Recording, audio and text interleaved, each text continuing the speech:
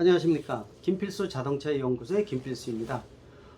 최근에 들어와서 대선 주자들의 어떤 대통령 공약에 대한 부분들이 많아지고 있습니다. 오늘도 어떤 교통 여러 가지 정책, 또 자동차 정책 이런 것들이 많이 있지만은요, 또 다양한 경제 정책에 대한 부분들이 많아지고 있죠. 그래서 오늘은 자동차 관련 정책, 특히 이 미래의 먹거리라고 볼 수 있는 자동차 산업에 대한 부분들은 국내 경제를 이끄는 가장 중요한 핵심 경제 항목이라고 볼 수가 있습니다. 그만큼 더 중요성이 높아지고 있죠. 또 미래의 모빌리티가 일반 자동차를 벗어나서 모든 먹거리, 모든 글로벌 기업이 덤벼드는 분야가 모빌리티 쪽으로 다 넘어가고 있습니다. 고부가 가치 이 각종 비즈니스 모델이 집중되는 게 미래 모빌리티라고 볼 수가 있어서 국내의 자동차 산업은 미래 모빌리티를 급변하는 상황에서 현 시점이 더 가장 중요한 시점이 아니고 보고 있습니다.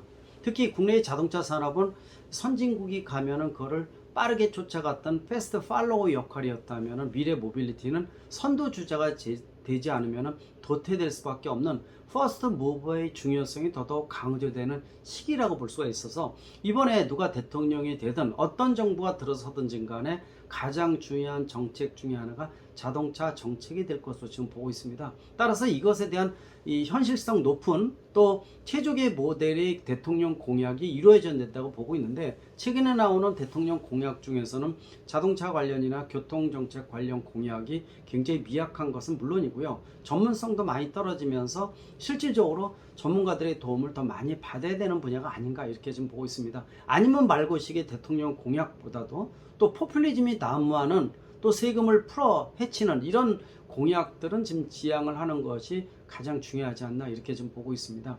따라서 오늘 말씀드린 자동차 공약 중에서 몇 가지, 뭐 워낙 많지만은 이 몇 가지만을 말씀드리도록 하겠습니다.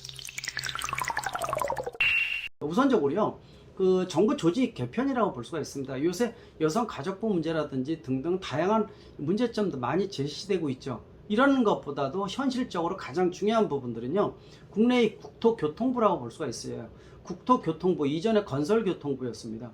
이 건설교통부가 나온 이런 배경에는요, 예전에 박정희 대통령 때 경부고속도로를 뚫고 이 도로 인프라를 중심으로 해서 위에다가 자동차를 얻는, 어떻게 보면 두 가지가 결합된 모델이 건설교통부였다가 건설교통부, 또 해양까지 들어와 있다가 빠져나간 게 최근에 하나의 조직 개편이라고 볼 수가 있었죠. 시대에 뒤진 개념이라고 볼 수가 있습니다. 이 국토교통부, 일본은 국토교통성이라고 얘기를 하고 있는데, 이렇게 국토와 자동차가 함께 붙어있는 이 영역은 대한민국과 일본이 유일하다고 볼 수가 있습니다. 즉 아까 말씀드린 대로 미래 모빌리티는 급변하고 있고요, 모든 융합 모델, 모든 과학기술의 총합이 바로 미래 모빌리티라고 볼 수가 있어요. 전기차, 수소전기차 같은 무공해에다가 자율주행 기능, 카쉐어링, 라이드 쉐어링 같은 또 커넥티드 기능, 또 스마트 기능, 이런 것들이 극대화되는 것이 미래의 모빌리티라고 볼 수가 있습니다. 이 상태에서 지금의 국토교통부는 어떻습니까? 자동차 관리법이 있는데 관리법이 누더기법이라고 해서 뭐가 붙어 있는지 모를 정도로 엉망인 법입니다. 또 장관은요, 부동산 전문가가 항상 앉혀져 있습니다. 그럼에도 불구하고 부동산 정책은 완전히 실패라고 볼 수가 있었죠. 그리고 자동차나 교통은 어떻게 됐습니까? 뒤에 붙어있는 보조적인 기능이다 보니까 이것도 아니고 저것도 아닌 규제 일변도의 제도가 된 것이 바로 지금의 현황이라고 볼 수가 있습니다. 따라서 국토교통부를요, 우선 자르는 겁니다. 국토주택부로 잘라도 괜찮습니다. 부동산의 중요성 강조하면은요, 전문기관으로서 국토 이 주택부를 만들어서 별도의 조직으로서 굉장히 중요한 역할을 할 수가 있겠죠. 또 교통은 잘라서요, 미래 모빌리티부라든지, 명칭은 뭐 여러 가지로 다른 명칭 써도 괜찮습니다. 미래 자동차를 포함한 모빌리티와 교통을 아우르는, 또 스마트, 우리가 지능형 교통 시스템이라고 얘기를 하고 있죠. 이런 것들을 모아서 전문 집단을 만들어 주는 겁니다. 이게 바로 자동차 산업의 미래 먹거리를 확보하고 일자리 창출까지 만들 수 있는 가장 중요한 부분이 아닌가라는 측면에서 조직 개편 중에서 이 조직 개편이 다른 어떤 분야도 굉장히 많다고 볼 수가 있습니다. 아까 말씀드린 여성 가족부라든지, 또 이 교통, 우리가 말하는 교육 인적 자원부 문제라든지, 또는 통일부라든지, 그 밖에 여러 가지 관련된 부서의 약간의 어떤 이 조직 개편에 대한 것들은 얼마든지 만들 수가 있지만은, 지금 말씀드리는 국토교통부에 대한 얘기는 차원이 다른 얘기라고 분명히 말씀드릴 수가 있습니다. 이런 것들도 굉장히 중요한 부분이 아닌가 이렇게 보고 있어요. 또 미래의 먹거리 하면은 전기차에 대한 부분들, 요새 보면은 대통령 공약 중에서 그런 공약이 나오고 있습니다. 임기 내에 충전 요금을 일정하게 유지하겠다라는 공약도 지금 나오고 있고요. 다양한 정책을 피고 있죠. 근데 현실성 있는 부분들이 더더욱 중요하다고 볼 수가 있어요. 전기차 글로벌 선도 국가로 본격적으로 도약을 하고 있는데요. 이제는 양적 팽창뿐만이 아니라 질적인 관리가 더 중요한 시점이 되지 않나 이렇게 보고 있습니다. 전기차 보급만 속도를 높이는 게 아니라요. 현실에 맞춰서 일선에서 소비자의 가려운 부분들을 얼마큼 제대로 긁어주느냐가 가장 중요한 관건이 아닌가 이렇게 보고 있습니다. 한국형 질적관리 구체적으로요. 도심지에 약 70% 이상 거주하는 것이 아파트죠. 아파트는 좁은 공용주차장을 사용을 하고 있는데 만약에 지금과 같은 전기차가 기하급수적으로 증가한다고 생각하면 이 공용주차장에서 충전 인프라가 아마 충전하기 어려울 겁니다. 그러나 급속 충전이 아니라 이 심야형 완속 충전을 해줘야지만 실제로 전기 충전 비용도 저렴하고 배터리 수명도 늘릴 수가 있는 것이 심야형 완속 충전이죠. 심야형 완속 충전을 편하게 할 수 있게끔 만들어주는 것도 굉장히 중요한 정책이라고 볼 수가 있습니다. 따라서 연립주택 또 이 빌라라든지 아파트 같은 좁은 공용 주차장에서 충전을 직접 관리할 수 있는 스마트 그리드화한 과금형 콘센트 보급을 활성화시키는 것도 굉장히 중요한 정책이 아닌가 이렇게 보고 있습니다. 그리고 이 외에도 중앙정부에서 이 별도의 충전 요금을 이 별도의 이 관리 예산을 별도로 편성을 해서 실질적으로 그 지붕이 없는 충전기 지붕을 씌우는 비용으로 쓴다든지 또 민관 구분 없이 고장난 충전기가 없게끔 만들어줘서 이거를 고쳤을 경우에는 확인을 해서 중앙정부에서 이 비용에 대한 정비 비용을 지불해 준다든지 이런 것들은 일본에서도 굉장히 성공적으로 안착이 된 정책이라고 볼 수가 있는데 국내에서는 이런 정책이 지금 없습니다. 지붕이 없는 충전기도 아직도 많이 있고요. 또 고장난 충전기가 사방에 널려 있습니다. 고장난 그 상태로 있게 되면 도리어 이 전기차의 어떤 얼리 어댑터가 아니라 안티로 작용하는 이런 부작용도 분명히 발생한다고 볼 수가 있습니다. 이외에도 이륜차 같은 것도 괜찮죠. 지금 정부에서 대통령 공약으로서 전기 이륜차 보급을 속도를 내고 있지만요. 실질적으로 연간 보급하는 거 5,000대 간 넘어올 정도입니다.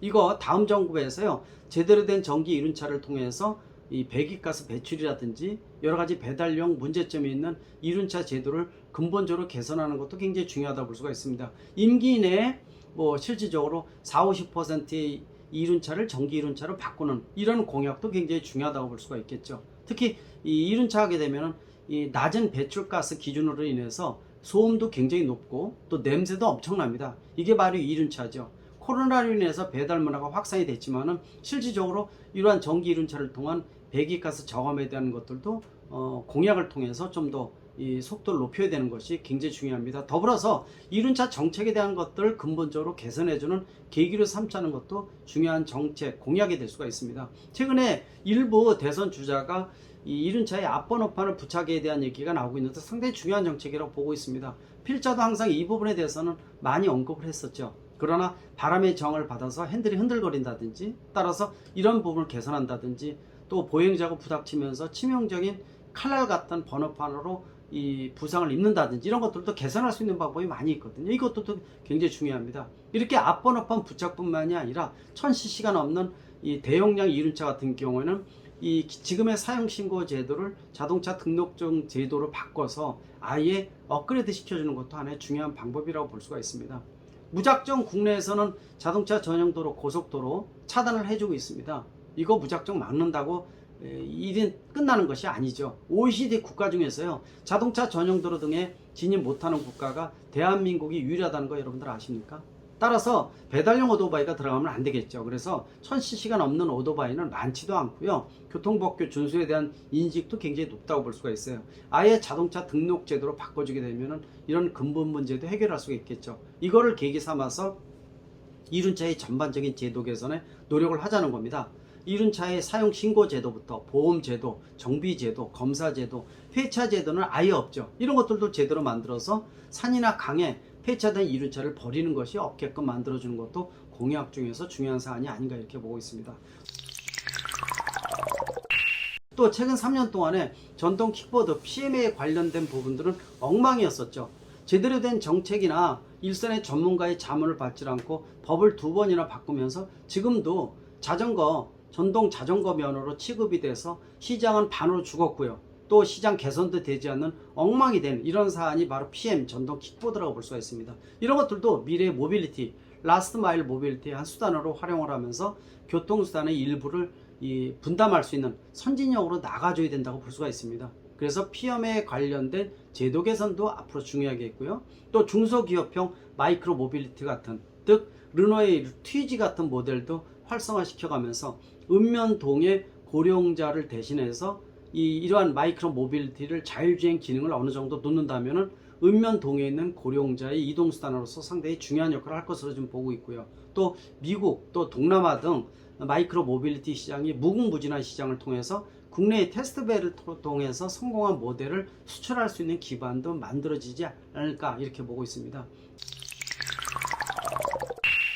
그리고 수소전기차에 대한 것들도 주로 지금의 승용차 기준에서 대용량 장거리용 트레일러라든지 트램이나 기차라든지 선박 등 또 건설 기계, 즉 중장비죠. 이런 용도로 이 정책 전환하는 것도 굉장히 중요하다고 보고 있습니다. 승용차는 기술의 과시라고 볼 수가 있지만은요, 실질적으로 수소전기차의 가장 중요한 부분들은 대용량 장거리용이라는 거죠. 이것이 얼마 전에도 정부에서 언급한 내용이 있었는데요. 아예 이번에 대통령 공약으로서 이런 부분들을 내세운다면 훨씬 더 실효성 있는, 또 기능성이 큰 이러한 정책이 수소전기차 정책이 되지 않을까 이렇게 보고 있습니다. 전기차 물론이죠. 앞으로 이러한 다양한, 오늘 말씀드린 몇 가지 부분들은 굉장히 중요한 부분이라 보고 있지만 이거 외에도 수십 가지 세밀하게 쳐다보면은 우리가 소비자 중심으로 좀 더 국민의 가려운 부분들을 긁어줄 수 있는 이런 정책이 나오지 않을까 이렇게 기대를 하고 있습니다. 좀 더 실효성 있는 대통령 공약을 통해서 국민들이 편하고 안전하면서도 미래의 먹거리를 확보할 수 있는 자동차 정책이 많이 나오기를 기대하겠습니다. 고맙습니다.